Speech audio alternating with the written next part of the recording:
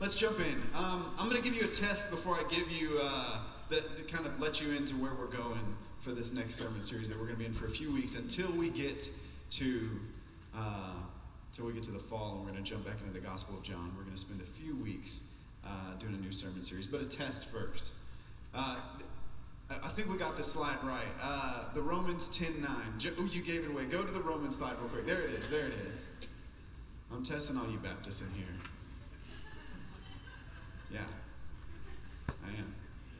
This is one step in the Roman road. Okay, fill this in for me here. Fill this in for me. Because if you confess with your, wow, okay, church folk, Jesus is Lord, and you believe in your heart that God raised him from the dead, you will be saved. Just everybody knew it. Okay, excellent. You church people are just fantastic. Okay. Romans 10:9. This is one of those verses that there was a lady in the church that I grew up in, and if you could bring in a Bible verse that you could repeat to her, she would give you a piece of candy. It's like anytime you could pass by. And so the first one I got was Jesus wept, and I used that one a lot. And then she said, Terrell, you can't use that one anymore. And so this is one of the ones I picked up on, just because this is one you learn. You know, when you're in the church as a kid, you learn this one. And so what we're going to do for the next few weeks is we're in a sermon series called Christianese. And the concept of this sermon series is, I want you to understand what we mean when we say certain things. Because a thing happens when we use the same word over and over and over again. This weird thing happens where it completely loses its meaning. And oftentimes it gets reduced down into this small part that doesn't really contain the full whole of what it is. And so what we're going to do for the next few weeks is we want to go through some of those terms so that when they get said from the stage, they mean all that Scripture means, and that you're hearing all that the Scripture is carrying when we say it. And I would say so that your heart is filled with the strength that these words carry with them, because they are strong, huge, beautiful, big words that we really need to hold on to well and not allow them to lose their meaning. And the one that I'm going to be taking care of today is saved. Y'all know that word, right? You know the word. You Christian folk know the word. Okay. So in that text in Romans 10:9, you confess with your mouth that Jesus is Lord, and you believe in your heart that God raised him from the dead, you will be saved. And then that begs the question, though. Saved from what? I'm not going to make you say it out loud. Okay, I am. No, because how many of you, whenever I said saved from what, the answer that went through your mind is hell? That's the predominant answer, right? Let me put that this way, right? Let's imagine that the entirety of Scripture, but not just Scripture, the entirety of God working in human history and with humans inside of history is this beautiful tapestry, okay? When I say tapestry, you know what I mean, right? It's like a painting with threads. That's the best way to put it. It's like a carpet painting. Right? So we were in Rhode Island on a family vacation this week. All my wife's family lives in Rhode Island. We got to go in one of the mansions in Newport called the Elms. This beautiful, huge mansion, turn of the century, when all these like oil tycoons and coal tycoons were competing with each other about who was going to have the best summer house. Because in Rhode Island, nobody lives in Newport. The richer people didn't live in Newport, but they have their summer homes in Newport. And so what would happen is they built them all right next to each other. And this was the only time that like Carnegie and Rockefeller were like building houses next to each other, so they were like outdoing each other with how much bigger and more elaborate and more grandiose they could make it, even more so than the homes that they lived in the rest of the year. So you go down this one street and it's just like, one's called Marble House. It's made completely out of marble, like 100% marble. The stairs are marble, everything's marble. Well, this place is the Elms, and you walk in, you go up the stairs, and there's this huge tapestry. This beautiful picture of something that went on in Europe like 350 years ago. I read it in the pamphlet, but I forgot. But it's just this incredibly beautiful piece of artwork. And if you know how they make tapestries, they're taking threads, right? And they're weaving them this way. And then they're taking other threads and they're weaving them this way. And then you have to use this little thing where you push everything together once you have it woven the way that you want, so that the right colors are in the back and the right colors are in the front, so that what you did wasn't just like this modern art piece, but it actually is depicting something. You know what I mean? Like you decided on something and it happened, and it's all because you wove the thing together in just the right way. Okay.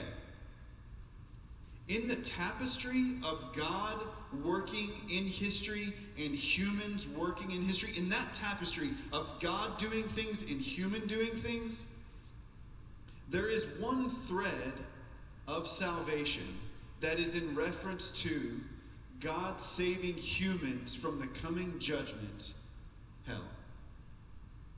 But there are about 500 other threads of him saving humans from a myriad of other things that are not hell.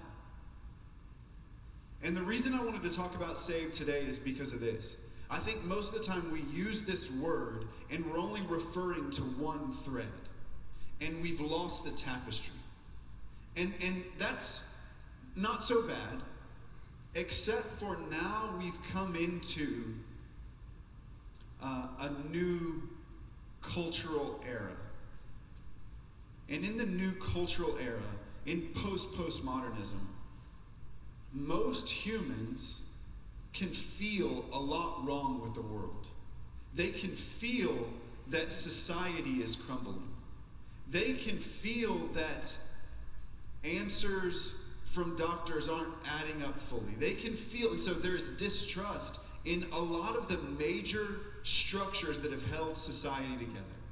Government, medical, politics, across the board, there is a shaking going on.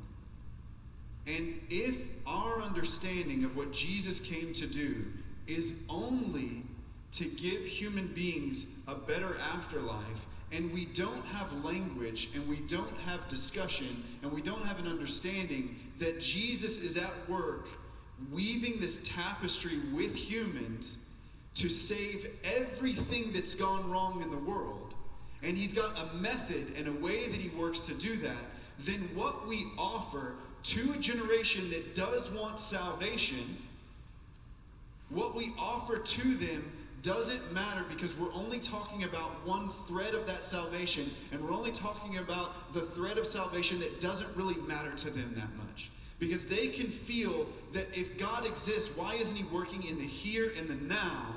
Why is the Christian story only about something that happens after I die? Does that make sense?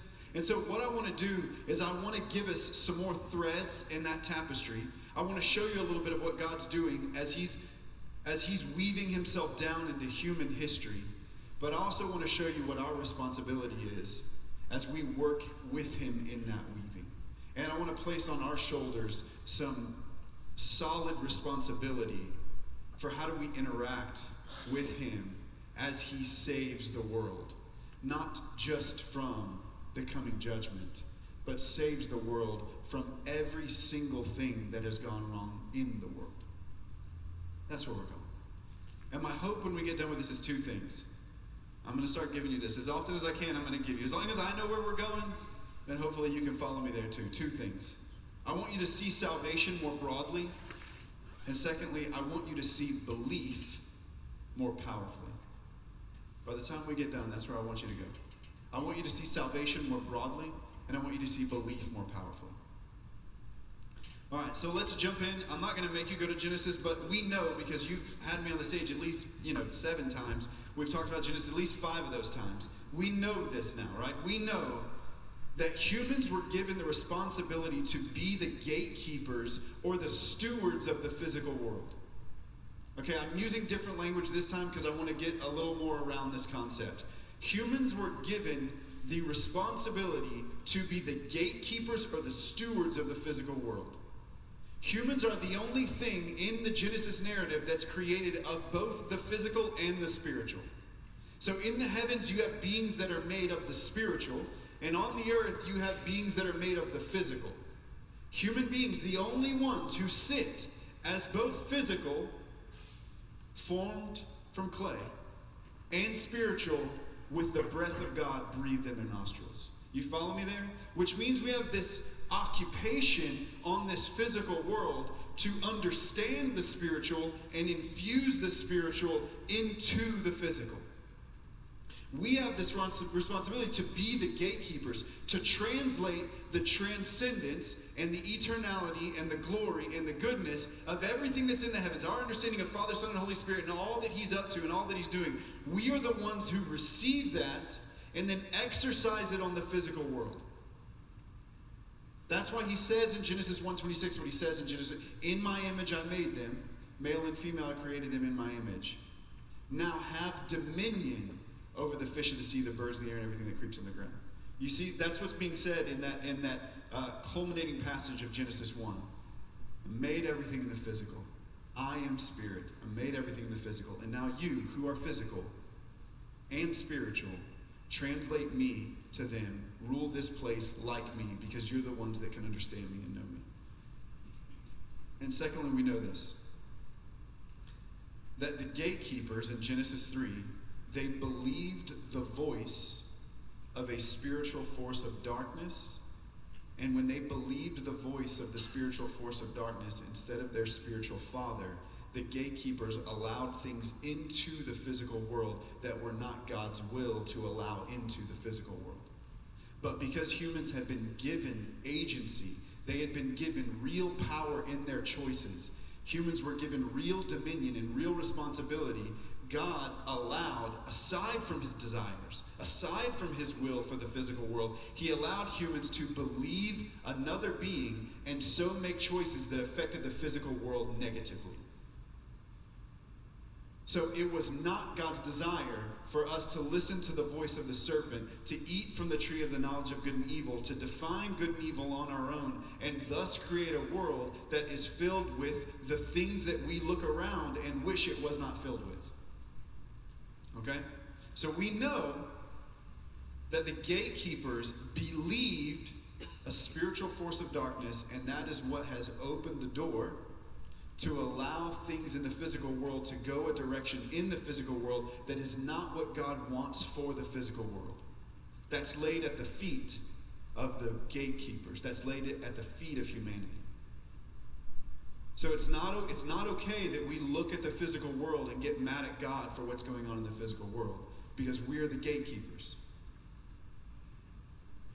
Now, the beautiful part about who God is he's abundant in love and mercy and patience. And so he becomes a human. He becomes a gatekeeper to fix what's wrong with the gatekeepers so they can be better gatekeepers, keep out what they're supposed to keep out, let in what they're supposed to let in, and begin to craft the world back into what it was supposed to be, and to allow God in heaven to craft them back into what they were supposed to be. That's what we know, okay? That's what we know. So we know that human bondage to physical death is traced to the influence of that being that we listen to that we should not have listened to, and human warfare, selfish behaviors, corrupt leaders, famine, lack of resources, diseases, spiritual oppression. All of these things are traced back to that moment, none of which are God's will or God's desires. So I say that salvation and being saved from Genesis to Revelation is always referred to the entirety of that brokenness coming to an end. In the Psalms, over and over and over, you have the psalmist crying out for salvation, but he's not crying out for salvation to go to heaven when he dies and not hell. He's crying out for salvation from warring armies. He's crying out for salvation from bad decisions that he made financially. He's crying out for all sorts of bad things that are going on around him, and he's asking the God in heaven to be merciful and to positively affect things that he can control and things that he cannot control, and save him from the negative things that are going on in the world. Some big, some small, but all negative, and calling out to the God of heaven to infuse and come into this physical world and affect it positively. Knowing and believing and trusting that the God in heaven has better desires for the world than the psalmist does. Better desires for the world than humans do. And if they just open themselves up to that being, he will act and move on their behalf. So, I say all that for two reasons. I think it's so important that we see clearly what is the work of Satan in the world, what is the work of darkness in the world, and what is the work of God in the world. Because there's this thing that happens to us. We desperately want to believe that God is in control. That makes us feel better.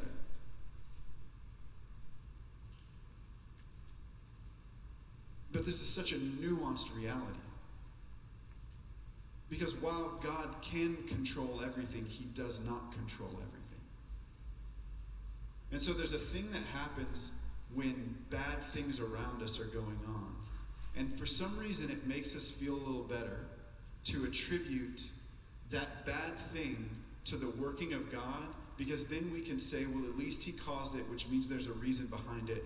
And I can take a deep breath and try to figure out what that reason is. So when a person dies before their time, it's easy to say, well, God caused that to happen. I don't know why, but he caused it.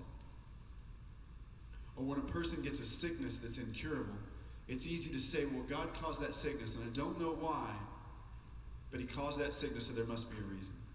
It's that phrase that we use that there's a reason for everything. And at some level it can be comforting, because it at least says, well, I'm not big enough to understand, but there is a God up there who's pulling the strings, and I can trust him. And we hold on to that belief, and we sort of like that belief.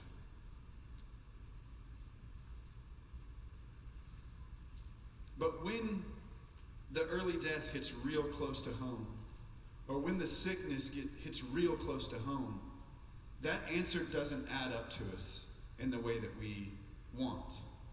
And I would say it doesn't add up to you in the way that you want because the Bible isn't teaching that. The Bible is teaching that death in all of its forms is the work of Satan, not the work of God. The Bible is teaching that physical ailments in all of their forms is the work of Satan, not the work of God. The Bible is teaching that warfare in all of its forms is the work of Satan and not the work of God. And that's why God, throughout the scriptures, is wanting to bring an end to warfare. He's wanting to bring an end to sickness. He's wanting to bring an end to death. This is why Revelation 21 is what Revelation 21 is. It is not humans leaving the earth because Jesus made death better by taking you to heaven. Revelation 21 is the opposite of that. It's heaven coming down to earth and removing from earth everything that's wrong with the earth. Death is no more. Crying and pain is no more. Tears are no more. Sickness is no more. Even when the prophets would write about that day, they would write about the swords and the spears being turned into to pruning shears. They would talk about warfare turning into agriculture. They're talking about the end of warfare as we know it, because humans have figured out how to interact with each other without cutting each other's heads off. So they looked forward to a day when the work of the enemy had come to an end. They look forward to the day when the things that are broken in the world have come to an end. That's the future that we're going to, and that's salvation in its fullness. Is everything wrong with the world done away with, and everything right in the world established. And it's important that we see clearly what's the work of Satan and what's the work of God in the world, because we are the gatekeepers. Since we are the gatekeepers, it's extremely important that we recognize and understand fully what God is like, what God wants, what his desires are, and what his abilities are in the earth, so that we can believe in them, trust in him for them, and champion and push for those things in the world, and then react and respond well to the things that are not of him. To reject mentally the beliefs that need to be rejected mentally. To reject mentally the actions that need to be rejected mentally. To not do what is not of God, and to do what is of God. And to believe for those things, and to not believe for the wrong things. We are the gatekeepers. And since we are the gatekeepers, we need to see clearly what is God's and what is not God's. And there's a problem when the gatekeepers attribute the work of Satan to God and vice versa. That becomes a problem. Now let's jump into the text with that framework, and let's swim in it for a little bit.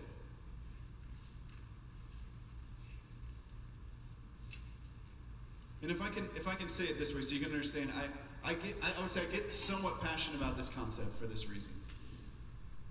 You know, I was in vacation Bible school, asked Jesus to come in my heart. I did the thing in Romans 10:9. You know, I believed in my heart that Jesus is Lord, and I confessed with my mouth that God raised him from the dead. And I was saved and I was baptized. And that was my narrative, you know, that's how I understood it. And the older I got, I could not figure out why God went to all this trouble to make this world. I couldn't get it. Because in that narrative, why make the earth? I couldn't get around this. In that narrative, God went to a lot of trouble in creation simply to see what choice a human would make so that he could take them. And in my mind, it was a bit like this. God made this ant farm and we were all ants. And he's telling everyone in the ant farm, you can never be a good enough ant to escape the ant farm and go to a good place. And one day I'm going to set the ant farm on fire. And the only way to escape the fire, the only way, is you make the right choice about Jesus. And if you don't make that right choice. And so I could not wrap my head around God. I mean, I look around and everything looks so complex and so beautiful and so powerful and so wonderful. I cannot get around the fact that I think you made it all. But I cannot figure out why you made it all. If that's what's in front of us, like if that's the narrative, if that's where this is all about, is me believing right about one guy in history, and if I believe wrong about that guy in history, then an eternity in hell awaits. But if I believe right about that guy in history, glory. This physical world doesn't matter, other than to give you an opportunity to make that particular choice. And then once you've made that particular choice, you don't really have a purpose in the physical world aside from going to the other ants and telling them, make the right choice, make the right choice, make the right choice. So the narrative that gave me about the existence of God had no mystery, no beauty, no purpose, and no meaning. And deep down, I could feel that. And I would read the scriptures and I would see something bigger, and I would see something more beautiful, and I would see something more powerful, and I would see something that I wanted to be a part of. But the narrative that I had grown up with didn't fit well until I began to see what God was doing through the lens of Jesus. And when you see what God is doing through the lens of Jesus, who is the perfect image bearer, who is the perfect gatekeeper, who is the perfect human, not because he made a right choice, but because he did fully what God put humans on the earth to do, and because Jesus understood fully what the earth existed for.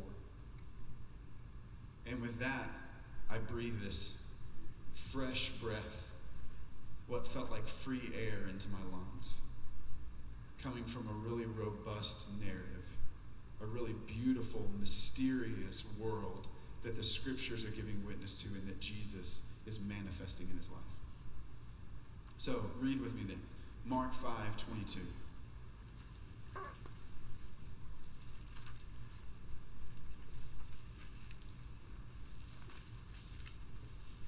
There's two stories here. Surprise, actually, there's three stories, but I'll get to the third one later. There's two stories here. One starts, then another one happens, and then the first one that started finishes, just so you can follow it. Okay, Mark 5:23. Then came one of the rulers of the synagogue. A synagogue is a Jewish place of worship. Then came one of the rulers of the synagogue. Jairus was his name. And seeing Jesus, he fell at Jesus' feet, and he implores him earnestly. And he says this, "My little daughter is at the point of death. Come and lay your hands on her so that she may be made well and live." Do you see what I highlighted on the screen up there? So that she may be made well and live. Our translation in English of the Greek word sozo is saved. So every form, when we say the word salvation or saved, it's coming off of this Greek word sozo. And I want you to see that that Greek word sozo is used 110 times in the New Testament, many of them inside the Gospels, in reference to God, to reference in God through Jesus, positively affecting one of those negative realities that I mentioned earlier. Whether it's spiritual oppression, whether it's disease, whether it's death, it's these physical things wrong with the world that humans feel, and God will step in through Jesus and address it. And the word we use for him addressing that is sozo, but it gets translated differently in different places. But the fundamental word is this Greek word sozo. So if you were going to read this, and be literal to the translation, it would simply say, "Come and lay your hands on her so that she may be saved and live." You follow me there? Same word saved is made well. Same for healed, and there's about 10 other ones. But it's the exact same word. So whenever Jairus is saying, "Come and save my daughter," is he saying, "Please deliver her from the coming judgment"? No. He's saying, "Please unwrap the claws of death from around her because we can't figure out what's going on, and she's 12 and I love her. And I don't want to lose her." You see how real it is? You see how meaningful it is?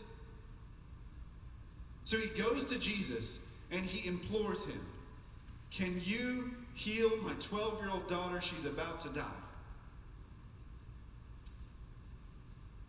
So he went with him, and a great crowd followed him, and they thronged about him. And then, here's the second story. There was a woman who had had a discharge of blood for 12 years. So keep in mind, if you're Jewish and you have a discharge of blood, you are not allowed to be touched by other Jewish people. You are not allowed to eat in the homes of other Jewish people. You are not allowed to go to synagogue. You are not allowed to go to temple. You are not allowed to be Jewish. You cannot do any of the things that Jews do because you are an unclean person. And there was a woman who had had a discharge of blood for 12 years and who had suffered much under many physicians and had spent all that she had and was no better, but rather grew worse.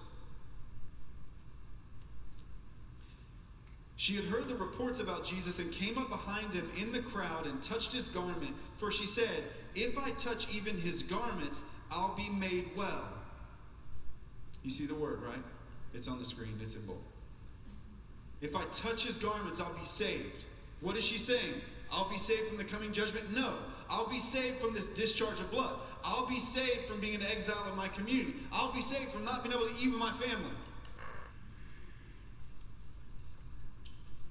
For she said, "Even if I touch his garments, I'll be made well." And immediately the flow of blood dried up, and she felt in her body that she was healed of her disease. And Jesus, this is so weird. Jesus did not choose to heal her, okay? She believed and then touched him. And then this is what he said. And Jesus, perceiving in himself that power had gone out from him, immediately turned about in the crowd and said, "Who touched my garments?" And his disciples said to him, "You see," it's just funny, man. "You see, there are a ton of people around you, man. I think probably 50 people touch you." That's what they're saying. You see the crowd pressing around you, and yet you say, "Who touched me?" It's like, come on, Jesus. I bet a bunch of people touched you. And he looked around to see who had done it. And the woman, knowing what had happened to her, she came in fear and trembling. Let me stop there. When we describe salvation as only in reference to hell, when we describe it that way, we, without really knowing it, what tends to happen is we create God into a character who is bent on punishment, who is not merciful, who is not kind, and who does not care about this physical world. When we paint it in that way and we leave out the other threads, then we paint him as a character that he is not. And when we paint him as if he's a character that he is not, the world that is hurting and dying for something stronger than them to come in and infuse life and healing and goodness into this world cannot fathom that the God of the Bible would want to positively affect their world, cares about their finances, cares about their marriage, cares about their sick grandma, cares about their sick kid. They can't fathom that he does that because the narrative that they have is he just wants you to believe in Jesus so that you can escape a really bad place after you die.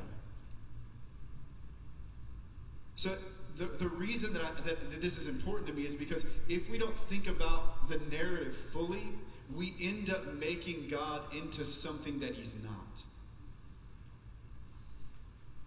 Because if creation is only a place for you to figure out whether you're going to follow Jesus or not, then the being who made creation is shallow, has no foresight, no goodness. He's like a kid with an ant farm, and you're an ant. But in reality, he's not a kid with an ant farm, and you are not an ant. You are a divine, image-bearing human being whose choices matter, whose thoughts matter, whose lives matter. And God looks at you and says, it matters so much. I'm willing to become one of you so that I can die for you, so that you can escape the coming judgment, because he's, like we talked about 2 weeks ago, he is coming to judge because he's good. He is coming to separate the good and the bad in the world. He is coming to make everything right. That is happening. I'm not saying that none of that's real. What I am saying is that there's so much more to the story, and that he becomes a human being so that when he goes about setting everything right, we can all be on the right side of that if we're just willing to let go of the things that he's calling the bad calling, that he's calling destructive for humans, that he's calling destructive for politics, that he's calling destructive for government, that he's calling destructive for finance, that he's calling destructive. He wants to do away with it. And if we'll let go of it and follow him, then we will be made better as this world is made right. So that part is there. But not only did he become one of us, a gatekeeper, to die for us, to save us from that, he also became one of us so that he could cleanse us and make us recipients of the divine Spirit, so that the divine Spirit can live inside of us and turn every single day into a meaningful and purposeful time and connection with the Creator in heaven, and a purposeful time in our journey through this earth, and it becoming what it was meant to be. Okay, so it infuses everything you do with meaning and life and vibrancy and difficulty, which is so awesome. All right.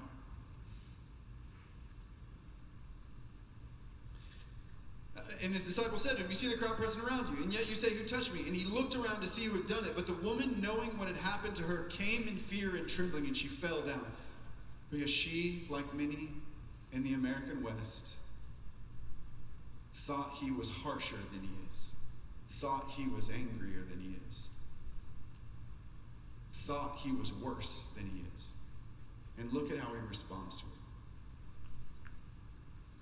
But the woman, knowing what had happened to her, came in fear and trembling, fell down before him, and told him the whole truth. And he said to her, with just goodness and compassion and love and mercy, daughter.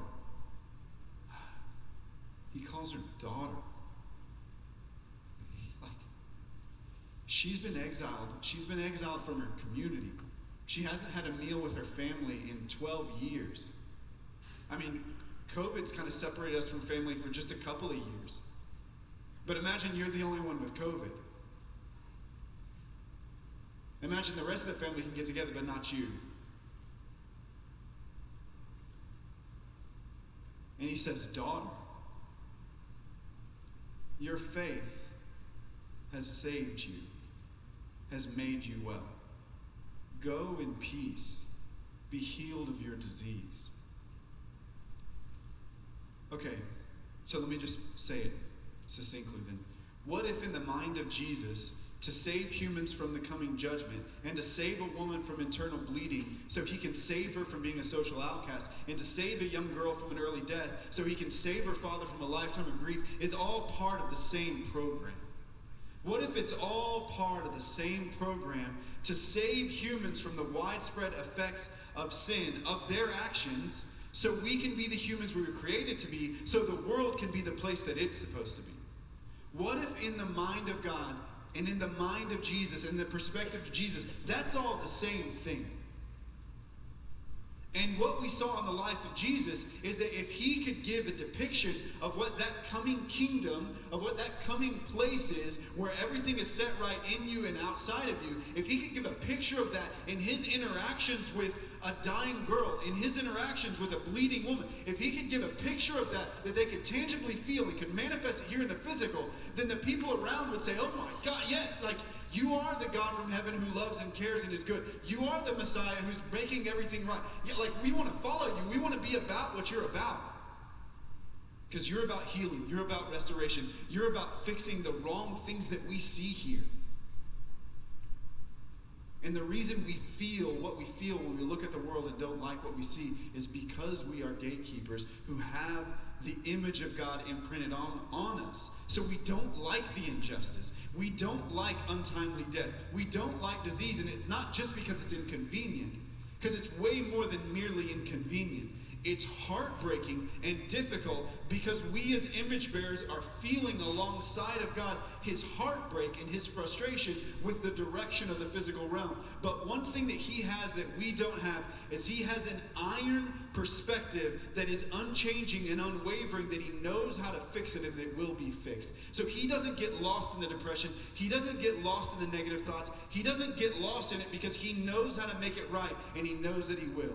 And he knows that there will be an enormous amount of human beings who come with him on that journey to set things right.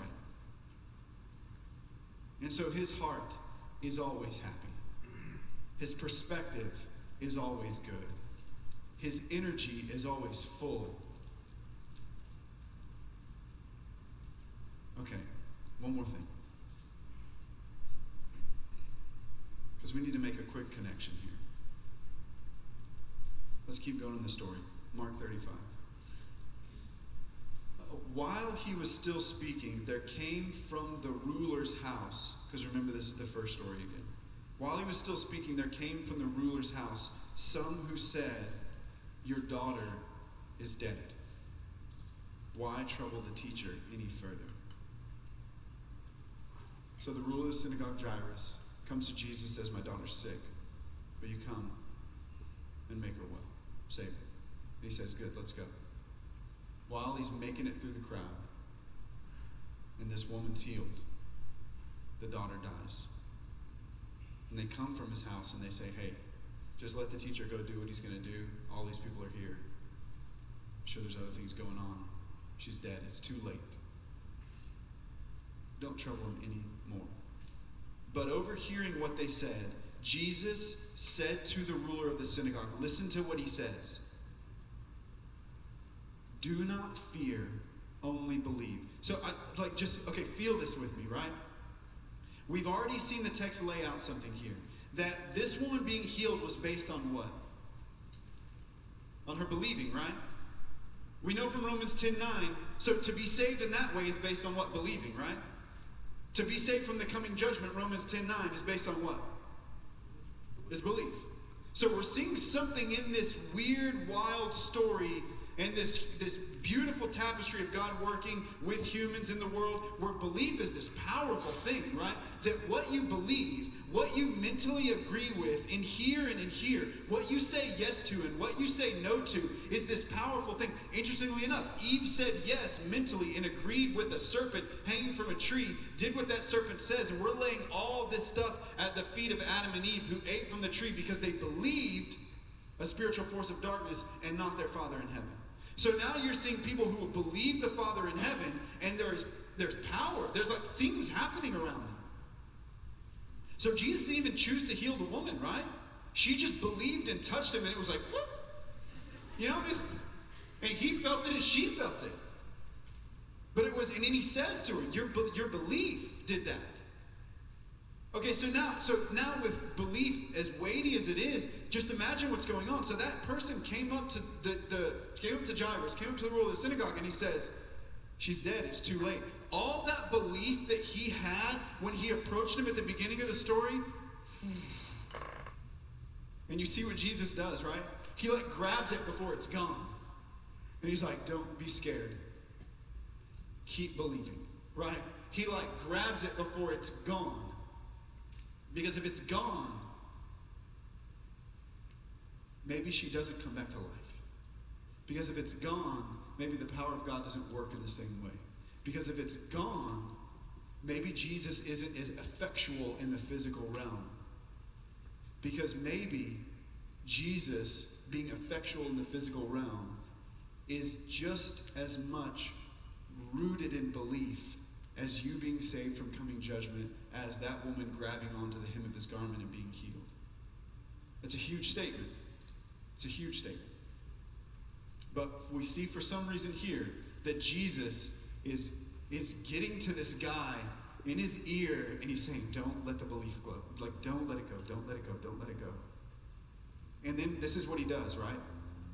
I don't even know if I had y'all put this in the text. Oh no, I did, yeah.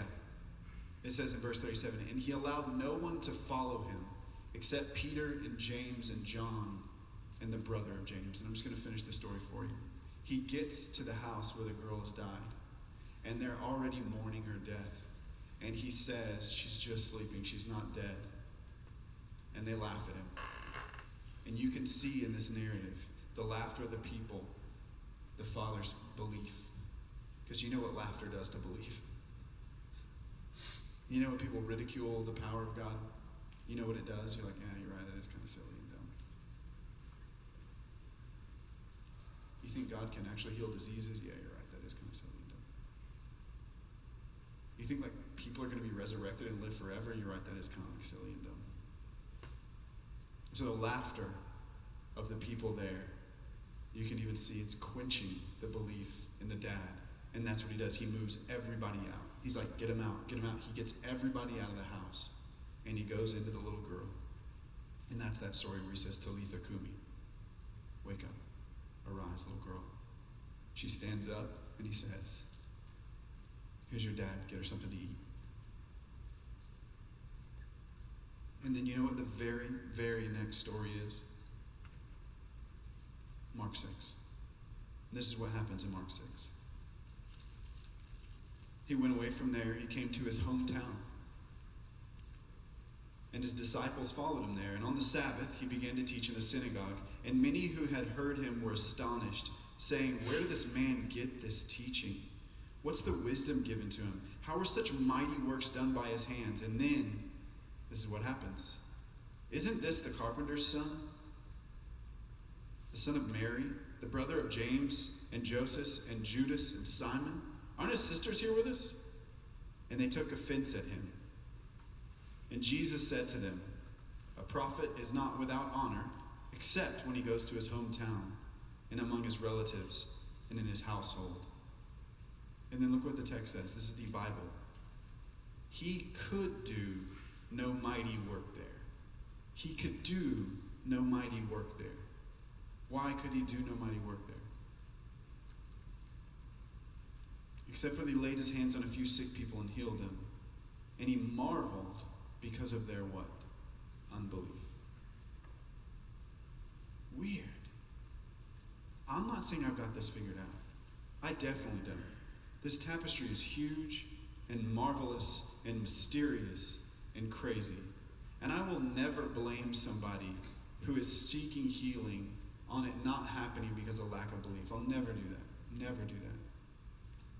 But I do think it's really important that we see the connection between belief and salvation in all of its forms. I think it's important that we see that they are connected. Now, I'm not saying this is a one-to-one connection. If something doesn't happen in your life, it's definitely because you didn't believe. No, I'm not saying that at all. This is a deep and mysterious ride that we are on. This is a deep and mysterious world that we live in.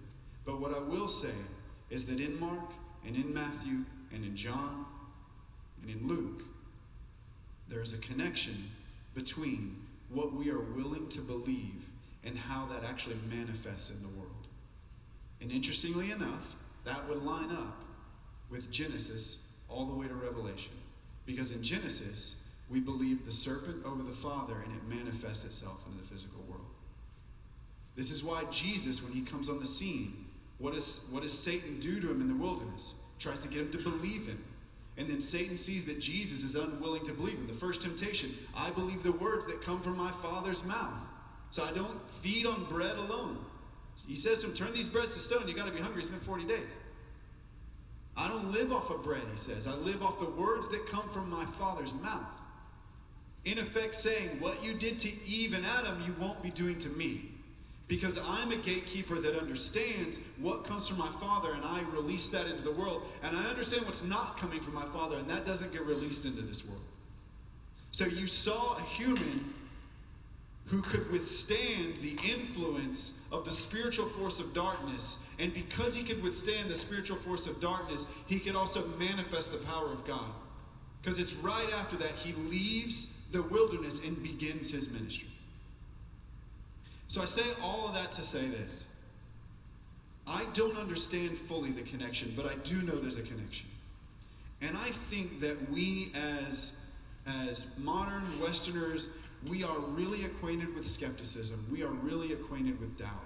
We are really acquainted with how God can exist and suffering still exist. How God can exist and difficulty and irreconcilable wars go on. We've become really acquainted. We've become really good at handling the things that don't make sense and not walking away from God. And I would say I don't think that's a bad thing. I think we have to wrestle with all the things that don't make sense and not walk away from God in the middle of that. But I don't know if we've made the next step where we've become as acquainted with belief as we are with doubt. That's the thing that I am wrestling with personally. That's the thing that I feel the Lord speaking to me about lately is, you know how to make sense of doubt and follow me? Do you know how to make sense of belief and follow me? Do you know how to watch the news and not let the news drive you into a pit of anger because the news makes you think that the world is going to fall apart and we are 20 years from everything blowing up? And do you know how to watch the news and try to perceive what's going on without it taking you into a pit of anger and unbelief and doubt and not believing that I'm at work in this world and this world is actually getting better, not getting worse, because I've been working in it through my people now for 2,000 years? Do you know how to be acquainted with belief in that way? Do you know how to perceive the goodness of God in that situation? The political turmoil, the COVID turmoil, the economic turmoil, your own personal turmoil.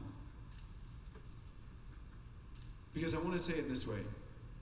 It is not easy to believe the whispers of the Spirit of God to you when he says that he is going to heal your marriage, when he says that he knows how to heal your relationship with your kids, that he knows how to heal your finances, that he knows how to heal and make right every bit of your life. And that if you're willing to walk with him on the journey, he will set right everything that you allow him to put his hands on. And when you're in the middle of economic downturn, when you're in the middle of a marriage that's almost dissolved, when you're in the middle of things almost at a breaking point, when you've got a little girl who's on the deathbed, when you're that close to it, it is not easy to believe that God is able and will interact with this world. It is not easy to believe. But what I do want you to hear me say is that there's power in that belief. And we, the people of God, the gatekeepers of the physical world, are responsible for believing the whispers of the Spirit of God over the doubts that creep in. That's our responsibility. And when we walk in that responsibility well, we become powerful people in this world. And we also find our way out of anxiety and oppression and depression and things that can just push us down. So I want to worship one more time. And I want to do something specific as we worship. When we worship, we're corporately verbalizing belief. There's a ton going on. There's a ton going on. It's one of the things we're doing. We're corporately verbalizing together belief.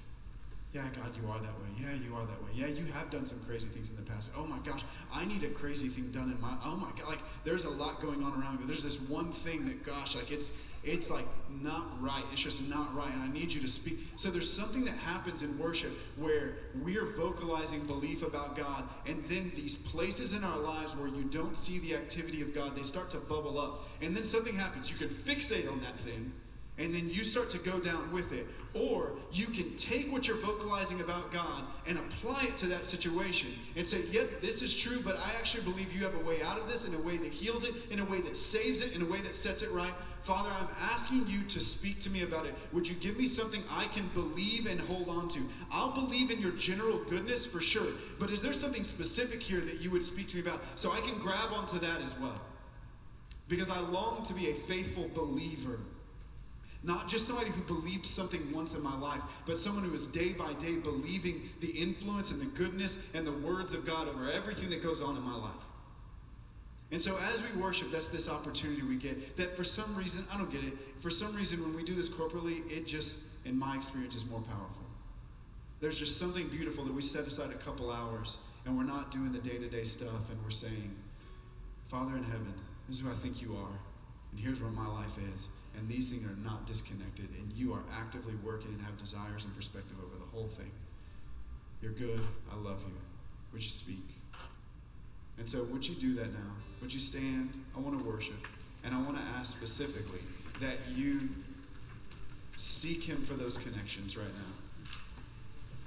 That you don't just say words on the screen, but that you say that words that are on the screen at the same time interfacing with the Creator. Interfacing with the one that you're singing to, and that you're saying to him and bringing to him these things that you need his movement in, so that all of your life, you, the gatekeeper, give him access to. Because he is not just going to jump into those parts of your life. He's saying, you're the gatekeeper. Will you give me access? And if you, through submission and belief, give him access, my God, it'll change your life. And so, Father in heaven, we worship you. We thank you so much.